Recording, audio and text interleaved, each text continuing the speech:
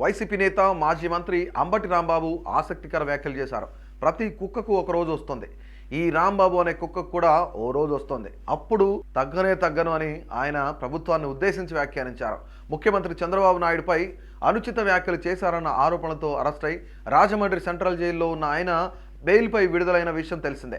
అనంతరం నిన్న గుంటూరులోని తన నివాసంలో ఆయన మీడియాతో మాట్లాడుతూ మీడియా సమావేశానికి ముందు ఆయన తాడేపల్లిలో వైసీపీ అధినేత వైఎస్ జగన్మోహన్ రెడ్డిని కలిశారు. తనపై ప్రభుత్వం కక్ష సాధింపు చర్యలకు పాల్పడుతుందని, అక్రమ కేసులు బనాయించారని జగన్కు వివరించారు. దీనిపై స్పందించిన జగన్ పార్టీ అన్ని విధాలా అండగా ఉంటుందని, న్యాయ పోరాటం చేద్దామని భరోసా ఇచ్చారు.